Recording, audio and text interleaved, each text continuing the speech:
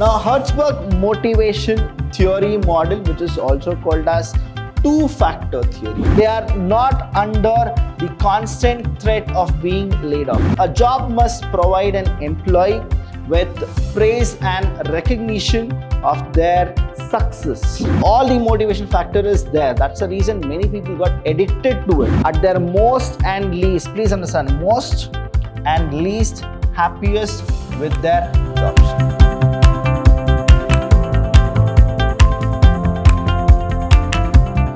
Hello everybody, a warm welcome to one and all. I'm Abhilash Chandra from the Department of Commerce and Management in Vidhyaashram First Street College, the Temple of Excellence. Now we are in the leadership chapter and this is the session 8 where I'm going to explain you about the hygiene theory. Now this hygiene theory is also called as two-factor theory, or it is called as dual factor theory. So what exactly it is, we'll just see in this session. Hertzberg Theory.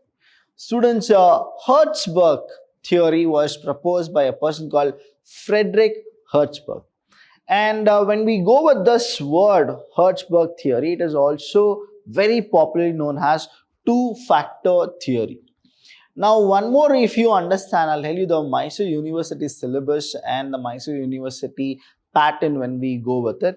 There are few faculties, whoever actually goes with framing the questions, they always do this. That is, will the student know all about what are the other name of Hertzberg theory or not? They'll just test you and they'll twist a question, and don't get confused, it is the same theory. So when we go with this Hertzberg theory, there is a twist here. What exactly it is? Now, Hertzberg motivation theory model, which is also called as two-factor theory. This is also called as what? Two-factor theory. I'm telling you about the MYSURU University.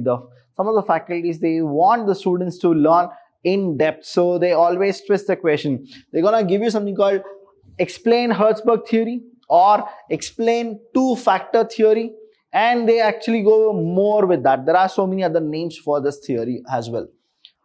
They are just that what exactly happens is there are two factors which will always motivate a person to work. So this is a motivation kind of a thing. The first one here is motivators, and the second one is called hygiene factors. So there are two factors. That's why it is called two-factor theory. Now we can actually go with this two-factor theory, why a person will work in a company to his happiest moments and he'll actually work more, and why a person will not work more and he'll be in a sad kind of a situation. So these are the things which Friedrich Hertzberg actually got to know, and he did this theory by going with an interview for like 200 men who were very much happy in working, and there were a few people who were not happy at all. So he went with this interview in this 1959, that is, it's way long back, that is 1959. He conducted an interview for more than 200 employees, and then he got this two-factor theory. And sometimes what you feel and what we feel are the same thing. That is, why a person will get motivated and why a person who will not get motivated. See that these are the two factors which he has figured it out. The first one here is motivators, which can encourage employees to work hard. So it's a positive. One more is there called as hygiene factors. When I go with this hygiene factors, please understand, hygiene factors are those factors which will unmotivate the employee or not present. If they are not present, they'll actually make them not to get motivated. So these are the factors which Hertzberg actually wants to explain. The first one here, we'll go with it. Now in the Herzberg motivation theory, that is the two-factor theory, please do understand that the motivation theory model goes by a number of different names. The first one is two-factor theory, or Herzberg motivation hygiene theory, or you can actually say dual structure theory. Dual structure theory. So if you get any question, explain dual structure theory, it is called Herzberg theory. Whether it is motivation hygiene theory, again it is Herzberg. Two-factor theory, again it is Hertzberg. So we'll use these terms interchangeably in this article, and Frederick Hertzberg, he developed this model in 1959. He did this by interviewing over 200 professionals. And here what happens is the interviews delved into when the interviews were at their most and least, please understand, most and least happiest with their jobs. So that is what he has taken a random 200 people, where in that 200 people they were like most happiest people who used to work and get the things done, and they were like most least happy people. So these are the randomly selected people, and they are the professionals which he went with an experiment in 1959. So what is the first one is motivating factors. Now when we go for a motivating factor, these are the factors which will motivate an employee to work more. When he works more, he feels happiness and then he is working. So that is the motivational factor. First is achievement. He should have the courage of achieving something in the organization. Recognition, because he wants to have a market standing kind of a thing, that is a recognition in a company, and he wants to flaunt with that. The work itself will actually motivate him that I should work. Responsibility, advancement, growth. Now, say an example I'll tell you. When we go with this game called PUBG, many of the people, they got motivated to play more. The reason is what? One is they have something called achievements, right? Like you have a bronze stage, silver stage, or a gold stage, or an ace stage. Like that, you have so many other kind of things, like achievements you have. Then you go with recognition, that is, we should come in top 10, that is what the recognition is. The work itself or the game itself. Now responsibility, now when you play the PUBG in your squad and all, what really happens is, it's your responsibility to always be with the team and help the team. And advancement, after the stage you will actually get more advanced. And then growth is also there. There are many people who started earning from this. See, these are the factors. Even when a developer goes with, he will make sure that the factors which are like motivating factors, he will introduce it in a game also. See, I just gave an example of PUBG, and you can see that all the motivation factor is there. That's the reason many people got addicted to it. And let me tell you, getting addiction is not a motivator factor. It's very harm. Sometimes it is very harm. That's the reason many people have lost their life also in PUBG. So this is what it is. Again, statutory disclaimers, we can go for it. We're not encouraging anybody to play PUBG, or we're not going for any other kind of a thing. But what exactly it is, this is the motivation factor which even the application developer will introduce it in the games. So here we'll go with the next one, that is we'll see one by one what are the motivating factors. The first one is achievement. Now achievement means what? A job must give an employee a sense of achievement. This will provide a proud feeling of having done something difficult but worthwhile. Next is recognition. A job must provide an employee with praise and recognition of their success. This recognition should come from both their superiors and their peers. That is, their colleagues and the superiors should actually recognize their work, saying that yes, you have done good, and they need to appreciate, and they are supposed to felicitate those people who have done or achieved that success. The work itself, the job itself must be interesting. See, the job itself should be interesting, or else you will not work. Say example, you have taken training, you have gone with all the process, and now you will get a job which is not worth to actually do it. Now what happens is, you don't even feel like doing it. The same way, if the job is like little difficult, you really need to spend time. Now what happens is, the job itself will motivate you to work more, and you will dedicate your entire time only for solving those things. So that is what the thing is, that is called the work itself.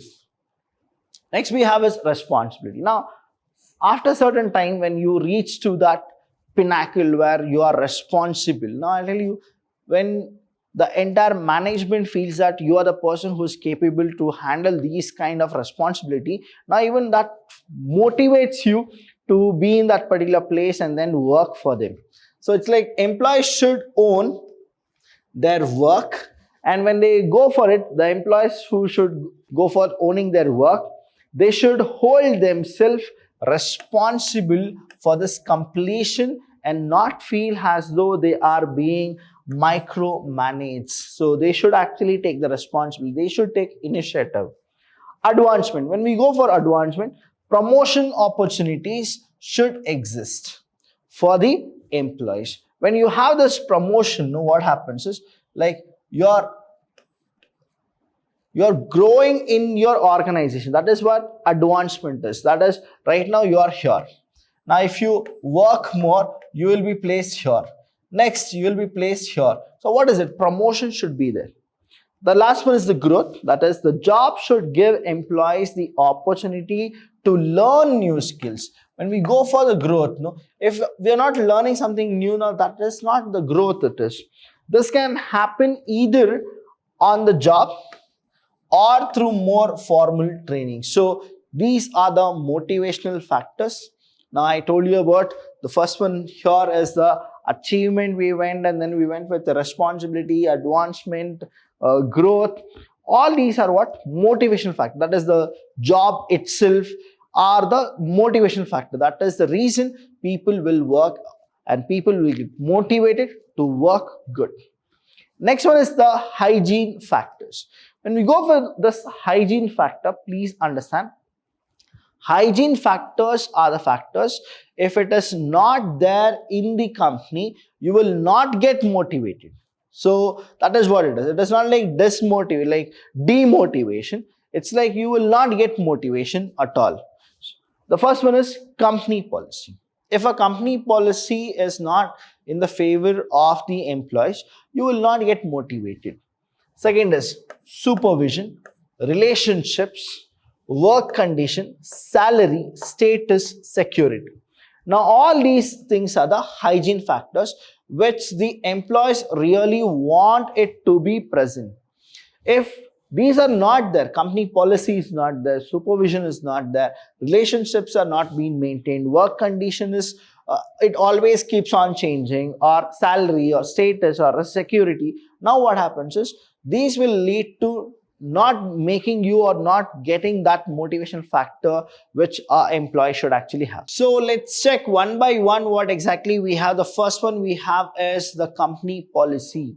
The policy should be clear, it should be understood by each and every employee, and the employee should have a favorable policies which it is feasible and the people can actually work together in a harmony and not in discord. When we go with this, these should be very fair and clear. What is that? Fair and clear to each and every employee, and that must be equivalent to those of the competitors. So we should always listen and we should always see to the competition, and then we are supposed to match. Because see, company policy are few things which the employees will look very carefully and they'll stick on to the policies and they'll not do something which is not mentioned in the policy. That's the reason you should have a very clear-cut policy. Next is supervision. The supervision should also be what? It should be fair and appropriate. There should be no bias when we go for it. It should be unbiased. And later it is relationship. Now here when we understand about the relationship, please do understand that there should be no tolerance for bullying or cliques.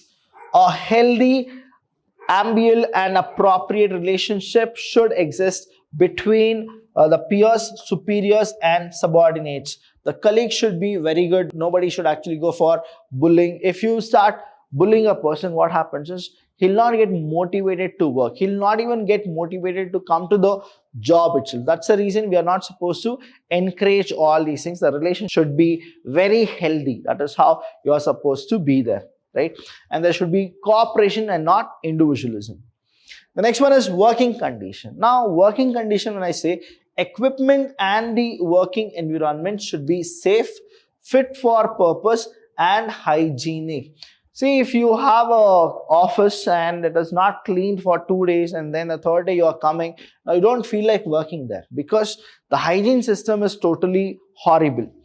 Or you are working in a factory and you don't have guarantee of your own health, right? It's like harmful gases are being released in the factory. Now, will you go and work there for that salary? Definitely no, because you will feel that your life is more important than your salary. So that is the working condition. And lastly, we have a few of the other topics, that is like salary. Now, the pay structure should be fair and reasonable. It should also be competitive with the other organization in the same industry. Say example, why do people actually opt for a company? Is for the salary, the more the salary. And salary is one of the key factor which will definitely motivate a person. But salary can also demotivate a person or not motivate a person. How? In the sense, he's working more and he's being paid less, or he's working more and the person who's working less is paid more. Now what happens is the salary will be a factor. That's the reason we say we have a motivation factor and a hygiene factor. Salary comes in the hygiene factor. Next one is status and security. Please understand about the status and security. The organization should maintain the status of all employees within the organization. Performing meaningful work can provide a sense of status. So you should always have a dignity. You should always recognize the people who are working for the organization. And next is security. It is very important when it comes to security. That is security that employee feel that their job is secured. See, once the job security is there, then a person will never get demotivated. He always feel that there is some person who gonna recognize us, will be there for a long run, and he'll not take more tension. He'll work honestly and he'll go for it when the security factor is there and he feels that he's secured. And they are not under the constant threat of being laid off. So there is nothing called laid off policy here. That's the reason they'll have a very good team and they'll lead them. So these are the hygiene factors which motivates a person if it is present. If it is not present, that will not motivate a person. So I told you about salary, I told you about status, security. Now all these three S when we go for it, salary, status and security. Please understand, even one is absent, the other two will not work properly. You are getting more salary, but you don't have security. Next month you can be kicked out. Or your security is there, your status is there, but you're not getting more salary, right? So again, you will not have a kind of a motivation to work. So these are the factors. That is, one is the motivator factor, another is the hygiene factor. Any doubt regarding this session, please do call us. We're always there to help you. Thank you so much. I'll see you when I see you.